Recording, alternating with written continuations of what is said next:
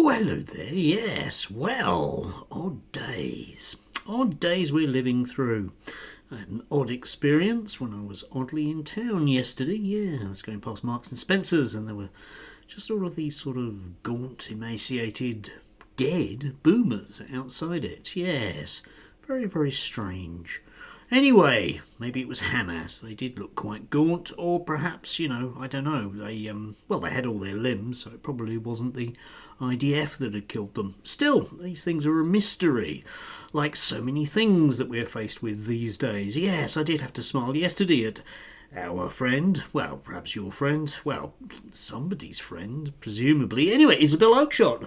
Make our judges stand for election and they will start delivering common sense decisions. It's time for a shake-up. A series of outrageous judgments shows just how out of touch our liberal judiciary is. Yes, which got me thinking about all of those other places that we need democracy in, of course, because we need democratically elected judges, because some of the judges don't do exactly what Isabel and the rest of the grifters really want.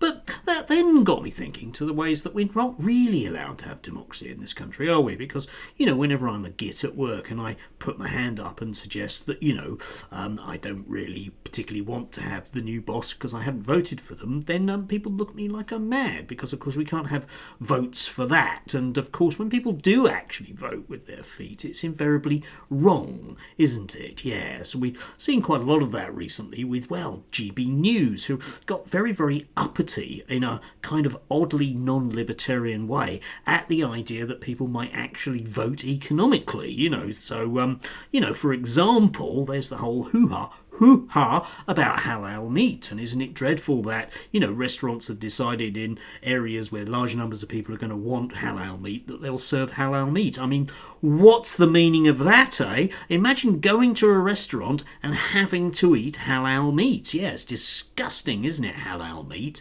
Presumably kosher meat is also disgusting because it's basically prepared in the same sort of way. And, of course, these are people that realistically don't mind how animals are killed, just so long as it's not done by brown people. Presumably. Reminds me of the 1980s joke about apartheid South Africa and not buying wine because it had been touched by black people. Yes, but of course the whole thing about, economic boycotts is that they are fraught with difficulty for people on the right because, as I say, they are libertarians, and it kind of goes into both a kind of libertarian democratic view of what we should be doing because we're all economic actors and are free to choose, so I'm free to choose not to watch GB News. I do actually watch quite a lot of GB News because I just find it hilarious what they do, like tying themselves in knots about, their own economic model.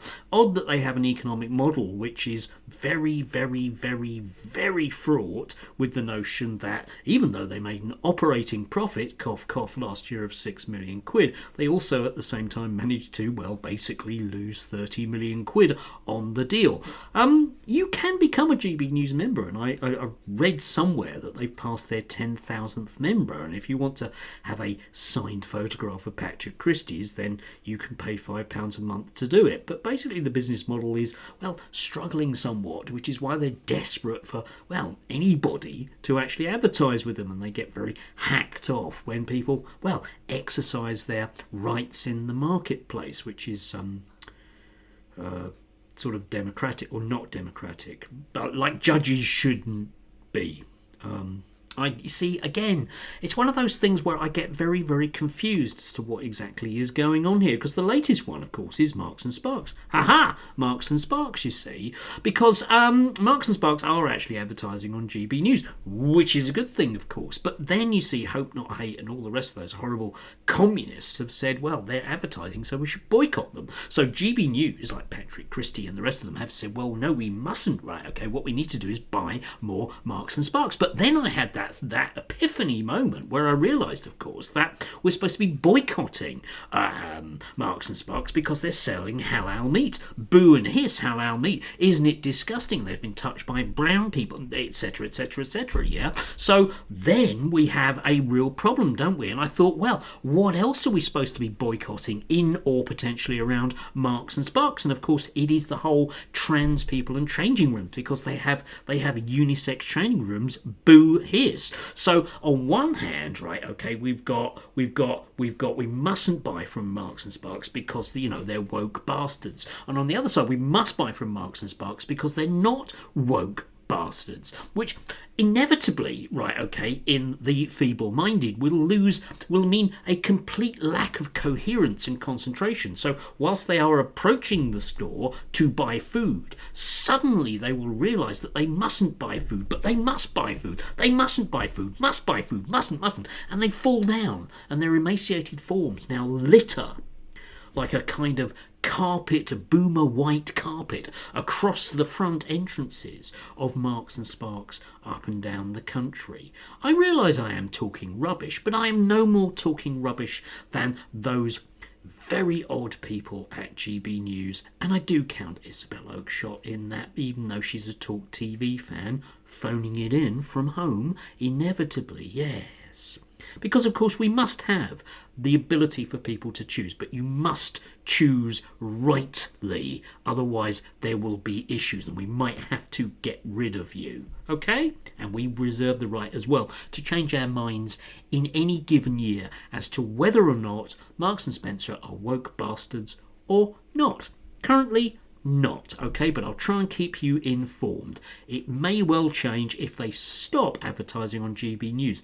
Boo, hiss. Imagine making a decision because people think that you are obnoxious because of what you do. I don't know what the world's coming to. Just, judging people on their actions. Appalling way forwards. I mean, if we judge people on our actions, then I guess, people like Isabel would have to start, Yes, maybe we should vote for her.